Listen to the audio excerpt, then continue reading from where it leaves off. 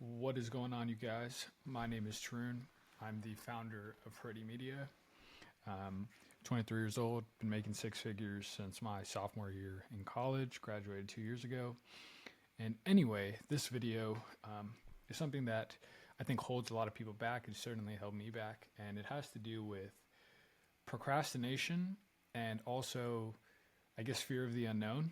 And it basically, people will overthink and stop themselves from doing things, and it actually just slows them down, and it's all in the mind. And so here's 7 things that I've used to help me. This is from a Japanese principle, and I think a lot of y'all will find it useful. I certainly did. And so here we go. So number 1 is, it's called Kaizen, right? It's the 1 minute rule. And basically, you start so small, your brain can't resist, right? So a lot of us have these goals, I want to start a business, I'm trying to work out, et cetera, et cetera. And the fear of doing something that we haven't done before or that we don't know how to do will actually prevent us from starting in the first place. And so that might be you're afraid to go to the gym because you don't know what to work out, you don't want to look stupid. In business, it might be like you don't want to cold call because you're nervous too. Like one of my friends, Brian, he recently joined us, started doing sales, and he's been trying to master that. And again, so Kaizen basically means you start so small your brain can't resist. And so it might be as simple as, I'm just going to focus on getting to the gym, right? I'm just going to focus on getting 10 push-ups in, something that is so bite-sized. I'm just going to make 5 cold calls, whatever it is. Harvard research showed that tiny habits bypass mental resistance and compound over time. Progress beats pressure. And so just break it down into a small task that you can actually do in like 20, 30 seconds. Shouldn't take you long. And by doing it, you break the belief and therefore you break your habit. So that's number 1.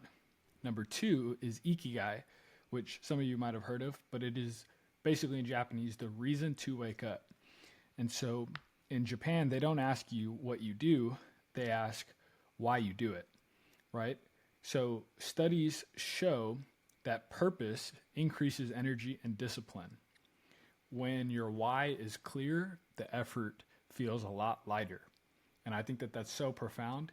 And just remembering why you do the things that you're doing, what's the overall purpose? And typically, this is a spoiler alert, it is to become the person you want to be. It is to work. For example, if you're working, the work works on you more than you work on it. Beautiful little nuance there. But the idea is who you become along the way. And so therefore, that's a strong enough why for most people. But it might be your family. It might be your friends. It might be your significant other. It might be the goals that you have, etc. It might be that proving the people wrong. I know that was a big thing for me. So number 3, okay, is called Hara Hachi Bu, and I probably mispronounced the fuck out of that. But it basically means you should stop at 80%. Now this one's controversial, but I think it will help a lot of people. And so overeating kills focus, mood, and drive. So if you eat till you're full, it makes you very lethargic. Right? And so it's better to eat to where you're just 80%, not completely full, but almost full. You're satisfied. And that goes the same with working out, right? You shouldn't work out. I had somebody tell me this a long time ago, but it's better to work out 80% every time you work out, or at 80% intensity for 10 years than to go 120% intensity for 30 days. And a lot of people, they get motivated and they want to do something really intense. I'm gonna bust.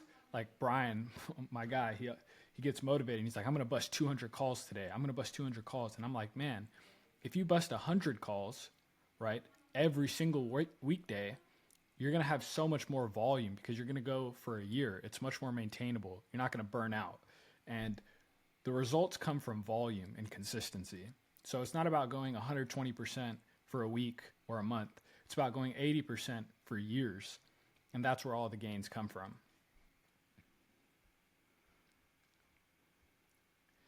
Number 4, and I'm going to butcher this one too, but it's Sari and Satan. Satan. But it basically means you need to have a clear space: mental space, emotional space, physical space. And so this might be as simple as keeping your room clean. I don't know if you can tell here, but my room is very minimal.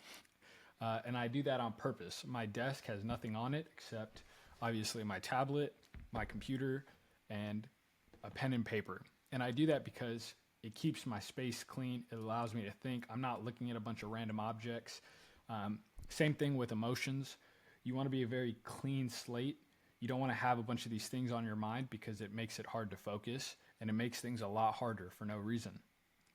And so just keeping a clear space, whether it's physical, emotional, mental, trying to keep a clear space. And one of the easiest ways to test, right, is can you sit by yourself with no distraction? So can you sit in a room like this, close your eyes for 30 minutes, not fall asleep, but just close your eyes and relax your brain. And most people can't do that.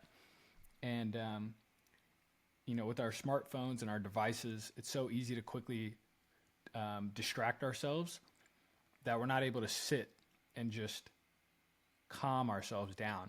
And there's a saying which is like, the biggest problem to mankind is the fact that a man can't sit with himself for 30 minutes. And so if you can sit down for 30 minutes, you are training your muscles of focus.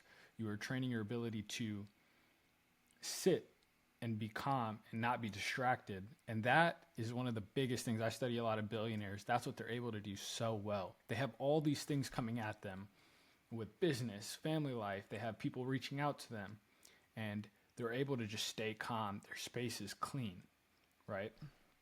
And so that's the last thing I'm going to say about that. So this is called the kintsugi mindset. And basically this just means finish imperfectly. Okay. And so laziness hides behind the fear of failure. And this happens to me all the time. I try and perfect things, and it prevents me from doing them in the first place. And it's kind of like the paralysis by analysis concept.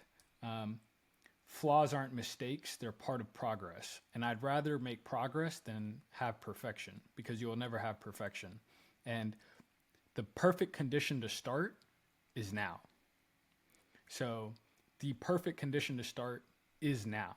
So there's no better condition to start something, start a good habit, start going to the gym, start working on your business than right now. And, if you're in the business world, if you're building software, one of the most things that like Y Combinator teaches is that you need to put your product out as soon as possible. You need to get it in people's hands. It doesn't need to be perfect. You need to get the feedback. You need to improve it. And that's how you build great software. And it applies to kind of every aspect of life.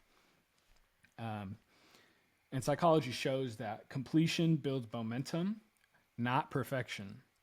Finish, and you can adjust later. So again, progress over perfection. Number 6, Japanese Pomodoro. So I do this a lot. I don't do it as much now, but I do use a timer I say how long a task is going to take me to do it. I set the timer and I start working, and you'll be surprised. A lot of the things that you might put off for weeks end up taking you an hour to do, 2 hours to do, a day to do. And people don't want to start, and they put it off weeks.